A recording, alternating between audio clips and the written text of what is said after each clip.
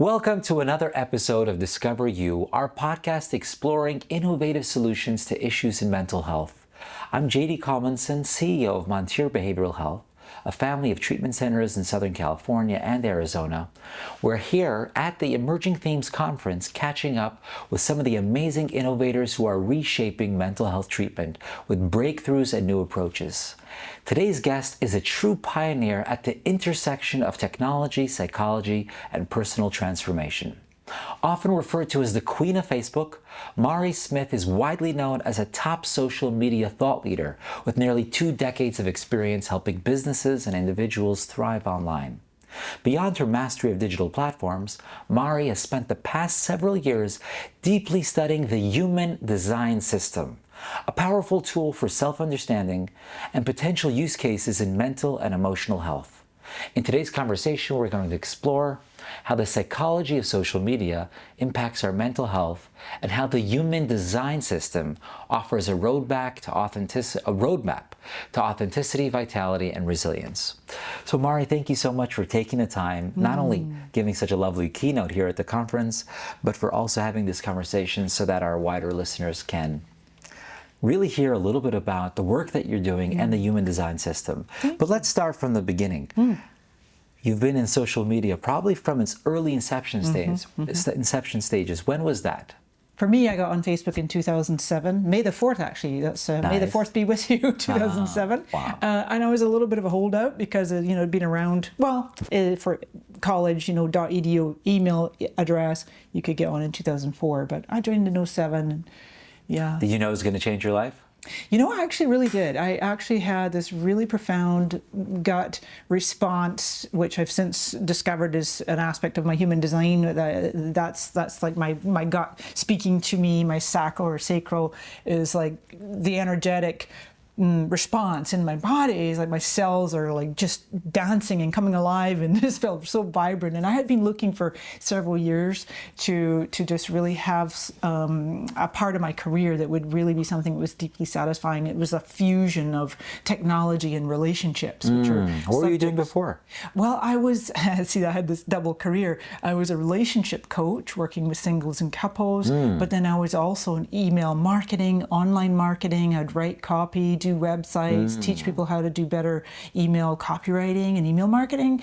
And I had a mentor once that said to me, you can't do both, you have to choose. Yeah. And then that's when Facebook landed in my lap. And I'm like, oh my gosh, it's a fusion of my two loves. And you realized that right away? I did. That's a visionary.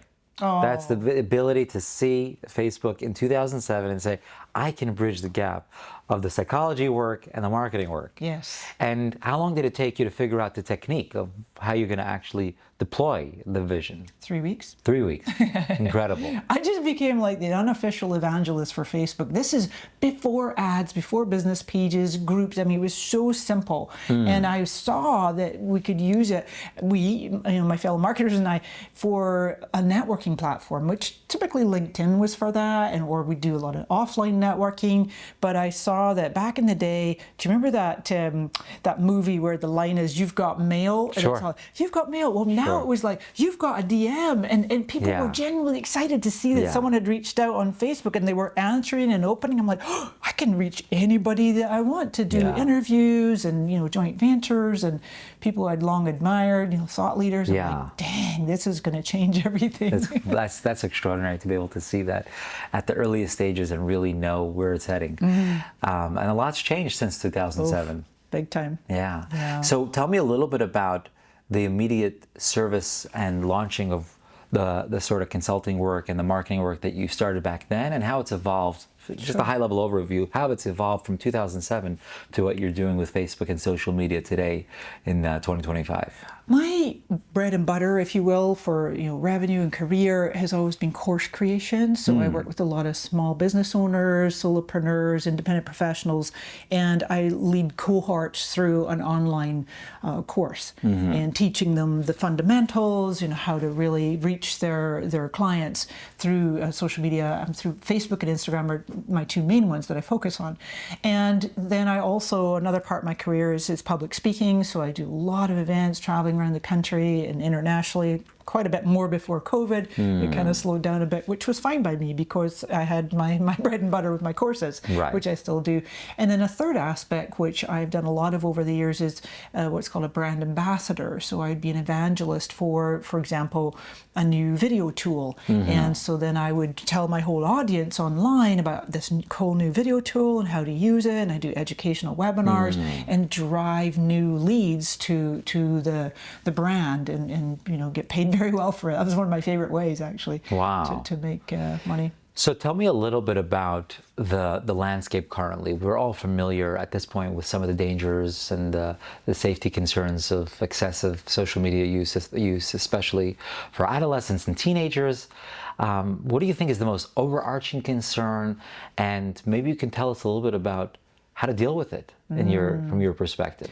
Yeah, well, I was just doing a keynote here at the Emerging Themes for Behavioral Health, and it was on social media's impact on our behavioral health with social media addiction or even just device addiction.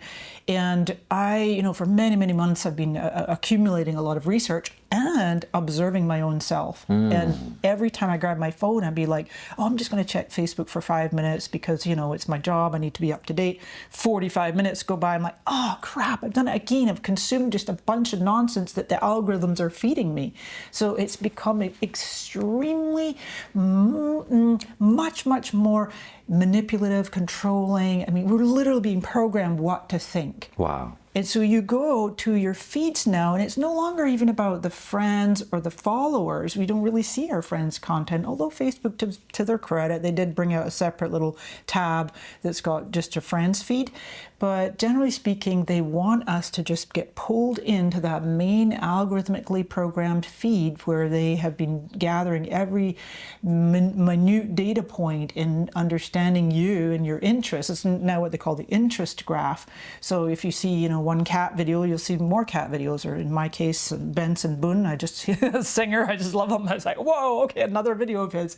So they're psychologically designed, these social platforms, to keep people extremely hooked, to come back. You get the dopamine hits, it's unpredictable, so you don't know what you're going to see next. The little red notifications, does a number in your brain. I know for me, when I see the little red bubble, somebody's, needs something. So it's just changed. And generally speaking, I'm a real feeler, and I can feel into the frequency in general of marketers, small business owners, if some everyday users. They're just fed up. They're tired of being puppets on a string and being manipulated and controlled. Yeah. Trust is at an all-time low. Of course. You got AI content going crazy. We look on a societal level at how polarizing politics is and at how little tolerance we have for opposing viewpoints. Yes.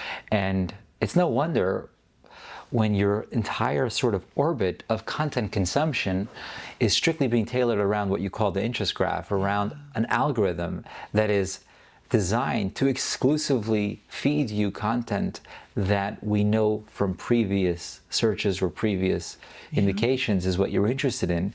And so we've completely shut out any type of curiosity, any type of opposing content, and you just don't have access to it through these social media feeds. That's right. We talk about the vaccine concept. Yes. The vaccine concept is where you get a little bit of the bacteria to build up the resilience, the antibodies, the immunity, right? And in life, I think we need a little bit of content bacteria to be able to see the world from a bigger perspective. Right. We're not getting that, and that's what you're describing. It's a filter bubble. There's a whole TED talk and a book called echo chamber, filter bubble, and people don't even realize they're in it. Yeah. They're like in this fishbowl, and you don't know you're in this fishbowl. So, I have grave concerns about the really intense social media use right now, and at the same time I can hold this vision of some glimmers of hope because I was recently listening to Professor Arthur Brooks. He's an author of Build the Life You Want, Strengths to Strength. It was a great podcast he did on Rich Roll, and he was talking about we are right now at peak addiction point. people are starting to wake up and recognize, and especially for kids. There's a beautiful book called The Anxious Generation by Jonathan Haidt, and it's about this whole generation who've grown up with the phone in their hand and the touch screen, and it's rewired their whole brains differently. So we're now at peak addiction point, says Arthur Brooks, and think back to decades ago when everybody smoked. It was just a done thing, especially males. And so then over time, slowly but surely, society starts to go, maybe this is not so good for us. And I believe that we're starting to see that glimmer of hope in the coming years, where more and more parents, maybe youngsters, but certainly adults, recognizing, gosh, I'm really lonely right now. I keep reaching for my phone. Is that really the best thing I want to do?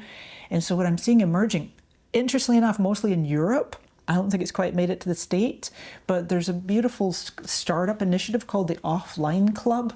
Interesting. And people are getting together and they're doing art and music and games and just hanging out and reading books, not a phone in sight. I'm like, oh, that sounds really nourishing. Yes. And I wouldn't be surprised if technology itself becomes this part of the solution, where they start to help you regulate your usage, where it's simply not available to use certain apps at certain times, right? And just really helps you get a sense of control and reclaim a part of your life back, as it were. That would be great. Gosh, a little notification. Are you sure you want to check Facebook for the 400th time? It's true. I get a notification once a week how much screen time I've used. Yes. And that's like my emotional scale. You know, you've got your physical scale to see how much you weigh, and then you've got those notifications to tell you, like, how are you doing? Is this, if this is scaring you, then maybe next week should look a little different than last week. That's a good point, Tell me about the human design system that you developed. Well, I haven't developed it. It came about in 1987. Okay. And the founder's name is Ra Uru Hu. And so it's been around many decades, and it is a beautiful fusion of Eastern and Western astrology, the Chinese I-Ching, the ancient book of wisdom, and then the chakras, Kabbalah, but then also quantum physics, genetics, biology, astronomy. It's the most profound system that I've ever come across, and I've studied a lot, the Myers-Briggs, Enneagram, DISC, Strengths Finders, all of these ones that are great at identifying personality traits, whereas what the human design system does is really showing you this genetic imprint. How am I genetically designed to show up in the world and use my life force, whether it's my strengths, my skills, my life purpose, my life theme, what are my true gifts. And what's happened is, really from birth, we are conditioned. We get deeply conditioned, moved away from our true essence.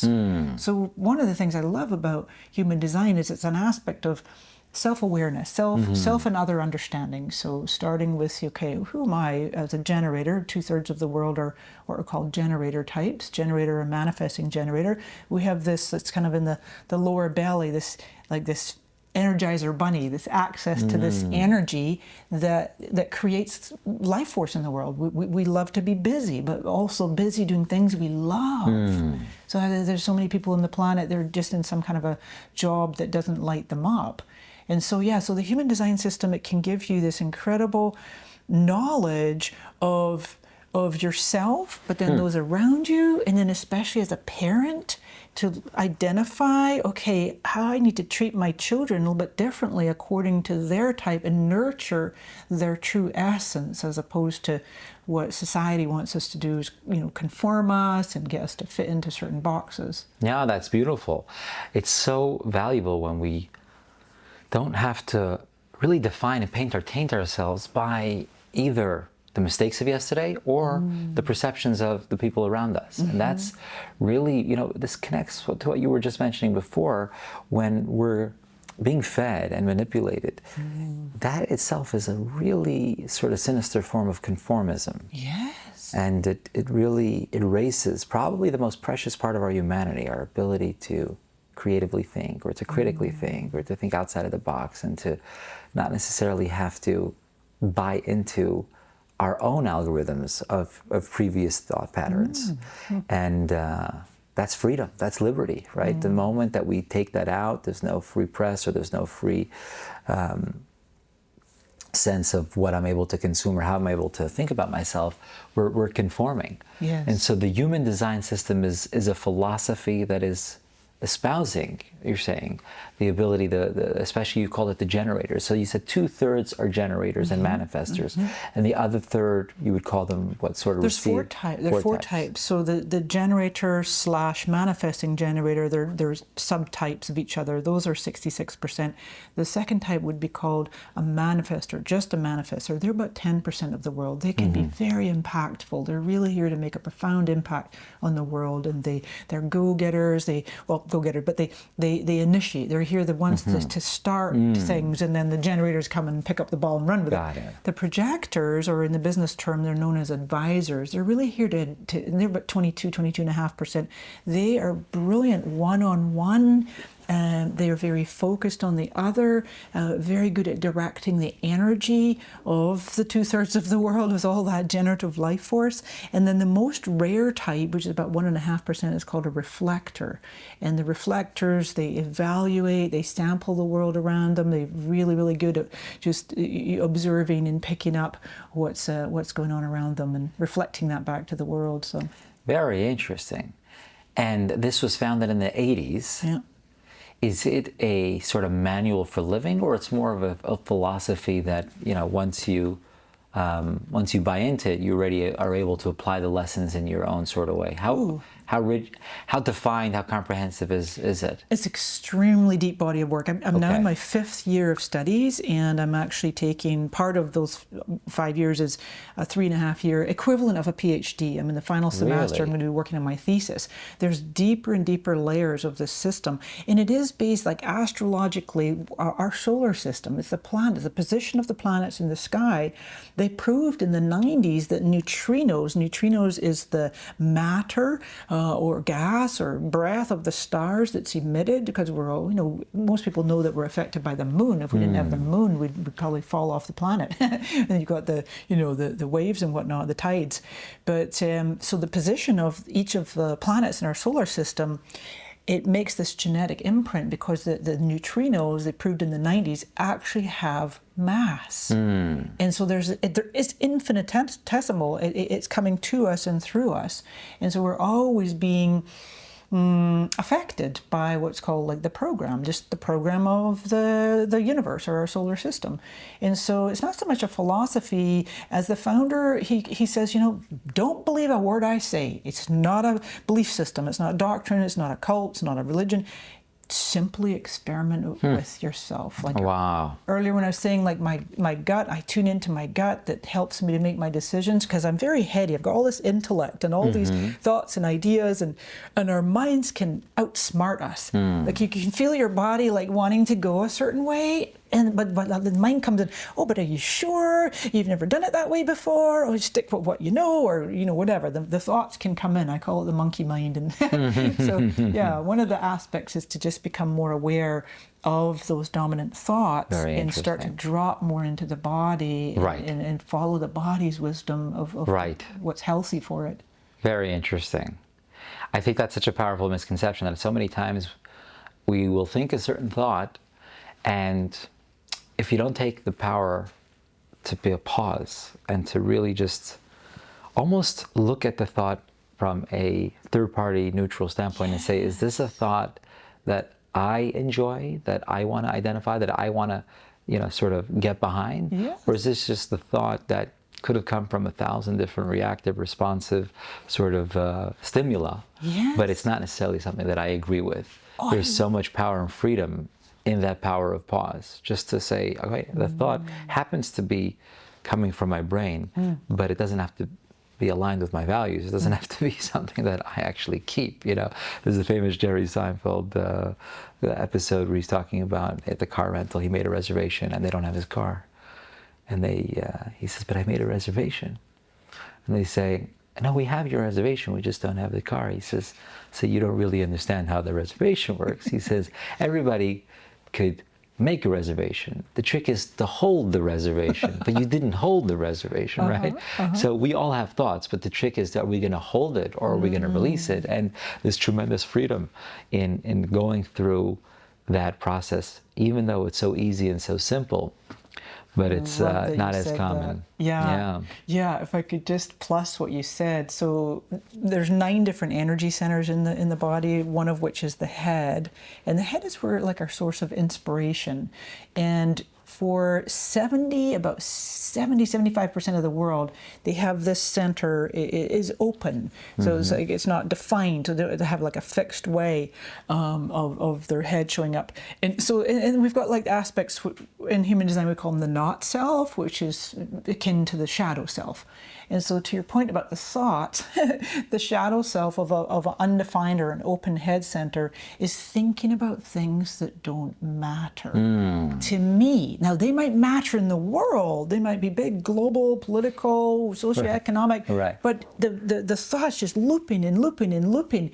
And so I love what you just said about this, not holding the reservation, because part of human design is to be able to decondition and go, witness, we call it witness consciousness, or we call it passenger. Get in the back seat of the limo. Right. The limo is your body, and just don't let your mind be the driver anymore. Yeah, it's the most beautiful part of Sherlock Holmes for me. We're in the beginning of the book. He really describes the mind as an attic. And there's a limited space in this attic. And so anything that's not absolutely vital and crucial for your survival, you have to dump. There's no luxury to be a hoarder when we're only playing with an attic. Yeah. We don't have endless storage of square footage.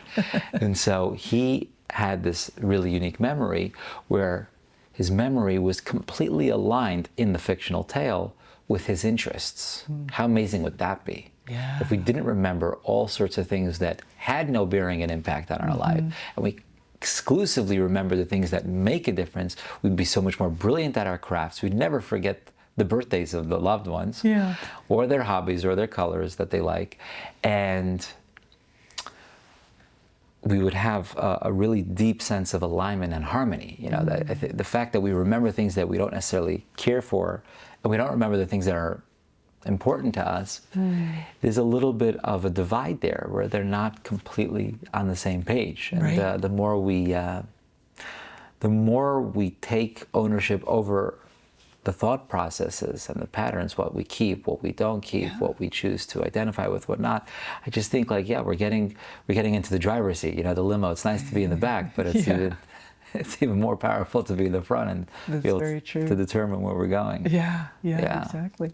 So that's really awesome. Tell me a little bit about how the human design system, I know that's something that you're studying, you're writing a thesis on, how does it, and does it impact the work that you do in marketing and social media? Oh, yes. See, now this is interesting. Earlier I was saying when I had that real knowing that Facebook would be my career trajectory in 2007, and around maybe 2016, 2017, I was starting to feel like some unrest. Like I just wasn't as satisfied with my career, and I didn't want to give it up. I still, love what I do, but I wanted to add something, to integrate, to like evolve to the next level that I could really make a deeper impact and more transformational, and having people wake up and be more aware.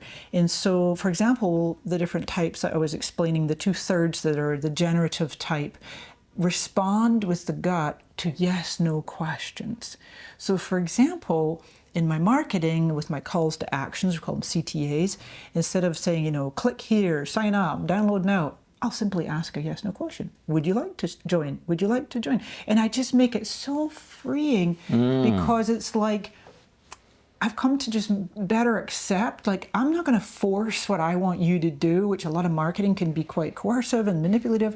I'm going to present something to my audience, and I'm like, if it's correct for you, would you like to join us? Or, I'd love to invite you, that kind of thing. So just making that shift. And then for me personally, is using my, what's called inner authority, is the sacral, the gut for me, and to just tune into myself and see, is my energy like expanding? Like for me, a true body wisdom, yes, is like a magnetic pool And it could be just something on my screen, an email invitation to be on a podcast or to speak in a event or whatever the case might be. And I can now, like I say, in my 5th year of studies, I feel that energetic expansion and rising. Conversely, when it's a no, when it's a body wisdom no, I'll feel a little bit of a repelling. I can feel like my cells start to contract a little bit. And sometimes it's a bit imperceptible because the mind will quickly come in and go, oh, but you can't say no. You said the last time, and you have to be nice and you have to be liked, and all this stuff that comes in. Yes,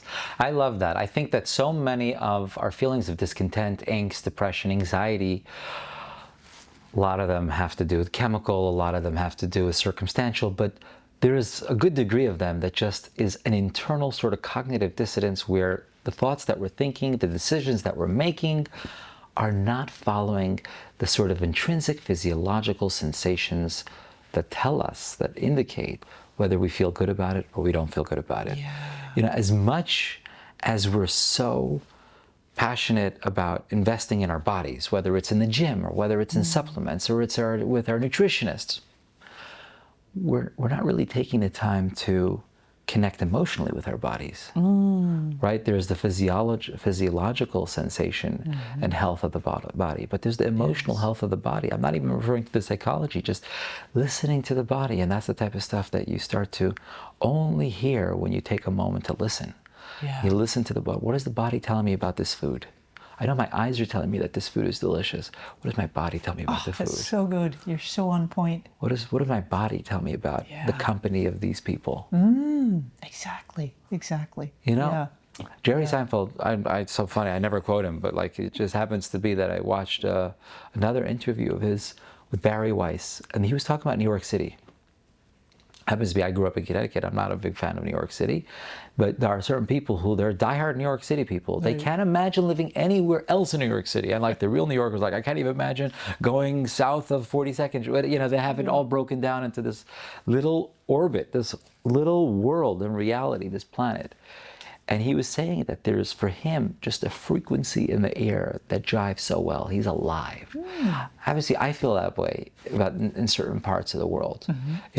I'm there the moment I get off the plane and I'm just walking around. It's a combination of so many things. The energy of the air, the people, whether it's the mountains or it's the ocean or it's the history, whatever it is, there's a frequency in the air that when it really aligns with your spirit, your physiology, your existence, there is a increased state of alacrity. We're just more alive. We could all experience that there are days where we've got some brain fog and we're not completely alive, and there are days we're just sharp and we're with it and we're fully alive. And so they're also knowing the places in the world, knowing the times of the day, whether you're a night person or a morning person, just listening to the body. When is the body most alive? This is so good. You are speaking the deeper layers of the human design system, because we can see it in the genetics. There's your correct environment. There's how your body is genetically predisposed to digest food, to take it in. Like for me, it's a low sound environment. I know that when I go, I can't digest properly if it's super noisy or sports bar or just chaos. I'm like, my body is very like zen. And in the past, I have been, in really loud environments. And also natural shores. So on the edge of a lake or a beach or shore. I grew up on a lake, but just recently moved from San Diego a couple of years ago now, and I'm in Ashland, Oregon, right on a lake, and the peace. And I go to sleep at night, and I just go, oh, was that a goose or a coyote, and way off in the distance, and it's like all I can hear, and I'm like just so like more dropped into my body. Whereas other people, like you said, their environment might be loud sound, or it might be the hustle and bustle of a city, of urban, brings them alive. Sometimes for some people, the stillness is disconcerting. Yes.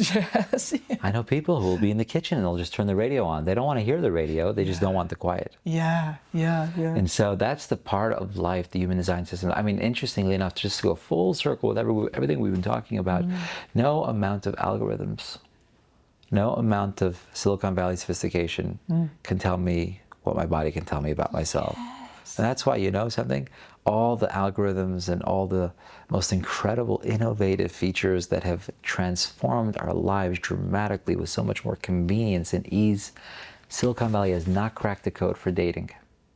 For dating. For marriage, for in-depth, Yes. intimate relationships, because that's the type of thing that you have to listen to yourself. Yes. It's not about what algorithms or what hobbies or the checklist Yeah. will not determine the synergy of this checklist. And the chemistry and everything. That Yeah, it will not yeah. determine the chemistry. Yes, The chemistry is just something exactly. you got to listen to internally. Totally. Yeah. So yeah. that is a very interesting intersection. Yeah. And just to add one more little piece about the emotions, you were talking earlier about emotions and feelings. I've said numerous times about, I know for me, my decision-making process, my authority is my sacral. The most common inner authority, body wisdom decisions is called emotional. It's the solar plexus. It's almost half the world. And so they have more of waves, consistent waves of emotion, emotion, energy and motion flowing through the body. It's so important to allow those, oh, I'm up on my wave, oh, I'm a little bit low on my wave. And they're not here to make fast decisions. The world's like, come on, come on, come on, you need to decide now. And you might, oh yeah, I feel great about it. Yeah, I'm not so sure about it. I feel great about it. And so then giving yourself that time, and I encourage people that I'm talking to, my students and people that come to my classes now with human design, it's like when they learn that their inner authority is the solar plexus, the seat of the emotional intelligence, you start practicing saying to people, I'm going to need some time. When do you need to know by? Can I get back to you? I need to sleep on it. And you can see them just like drop their shoulders and go, oh, I can do that? Yes, it's so true. It's so funny how so much of what you're saying, the truths of it are so evident. And for years I've been either thinking, talking about it, but just using other language. I'll give an example. This entire sort of worldview for me has always been summed up in a line: what, not why. Ask what, not why. Like, we'll ask ourselves, why do I feel this way? The why, in a very sneaky, subliminal manner, intertwines the feeling with me. Because it's saying, the feeling that I have is something that I have to back up. It's got me all written all over it. So why am I feeling this way? Explain As it. opposed to, what am I feeling? If I ask, what am I feeling, then I can start to view it a little bit more objectively, a little bit more neutrally, without that level of subjective intertwinement. So I'm not going to have to be enmeshed in it if the feeling is something I really don't appreciate or approve of. You know, the deer, the famous analogy, the deer takes the path every day to the riverbed. And then one day, the tree falls over the path, and now the path is littered with sprinkles or splinters of wood, which if the deer were continued to take the same path, it could hurt its hooves. So the deer assesses the situation, and it sees that the path is perilous. Should it take a different path? But this is the only path it knows, and it's well worn. And it continues in a flash of impulsivity, and it gets hurt. A casual outside observer can say, why don't you care about your hooves? Why are you reckless? And that why only reinforces whatever negative sort of attribute we're attributing to the deer. But what would be the more appropriate question, which is, what caused you to impulsively take the path that you took, even though you knew there were splinters which could harm you? And the answer to the what is, maybe the deer defaulted to its previous sort of conduct and didn't have enough of a thoughtful analytical process before it went ahead with the decision. So it wasn't necessarily that the deer was interested in self-sabotage and recklessness and didn't care about its hooves. It was just that it had it defaulted into what it was comfortable with too quickly to even think the process through. That's a simple analogy with an animal. But we, in our treatment world, we deal with that all the time. When a client relapses, spent 90 days in treatment, 3 months back at home, into their job, things got a little stressful, there was a trigger, they met their dealer, whatever the circumstances may have been, they relapsed. The casual outside observer says, why did you relapse? The worst question you could ask. The why says that whatever led you to relapse is a part of your destiny. It's an indelible part of your decision making. Maybe everything that you did up until now was false. Maybe it wasn't sincere. It was definitely ineffective. No, instead you ask, what happened here? There can be a lot of helpful and constructive answers to that what. The what is that I didn't utilize my coping mechanisms that I was taught about when I did experience a stressor and a trigger. The what may have been that I was in a circumstantial setting where I didn't have what it takes to really rise above the challenge. But maybe the wisdom is I don't have to put myself in that circumstantial setting that's so challenging. The what allows me to move on. That's really powerful. The why makes it a part of me forever. And the power of pause is what allows you to distinguish between the why and the what. I think it was Thomas Friedman who said, you press pause on a machine and the machine stops. When you press pause on the human being, it starts. Oh, that's really good. So and I'm hearing so much of that truth in what you're describing with the human design system, the power of pause, because all of the philosophy in the world is great in theory, but not practice if we don't actually have that power of pause. Yeah, and a lot of people are very out of sync and out of tune with their bodies. And especially, as I was mentioning earlier, with the emotional ones. I met a lady the other week there that had had a really difficult journey with some kidney and bladder issues, which are associated with that particular energy center, of the emotional energy center. And it was so cute because she was a mother and a daughter that had come to me, and she said that she was like envious of her daughter's more kind of cool emotions, and it's like you could see that she didn't want to experience these really intense highs and lows of, and I'm like, yo, you have that's your gift, you know. That's experience it, let it flow, don't judge it, because the mind will come in and go, oh my God, I'm feeling so intense, you know, I can't feel that. When you start squashing it and putting a lid on it, it's like trying to hold a beach ball underwater, you know. Your hands start trembling and then it pops out. It's not sustainable. Yeah. You know what's so true is that in the world of behavioral health, in the world of clinicians, so somatic experience, which is, you know, the body keeps the score, the famous book, that's really highlighting how the trauma resides in the body, and you have to listen to the body to be able to release it, and for the body to sort of recalibrate and restore the normal state of its nervous system. But that is obviously true in a clinical sense. When you're dealing with somebody who's got a traumatic event that ends up being stored somewhere in the body. But we don't only have to listen to the body when something terrible happened. We have to be able to listen to the body on a normal, regular, day-to-day basis. Very true, yes. I mean, take eating, for example. The classic syndrome of overeating is because we don't listen to the enzymes, we don't listen to the messaging that our stomach is giving us. Partially because it's a little delayed, but also partially because we're eating with our eyes, we're eating with our mind.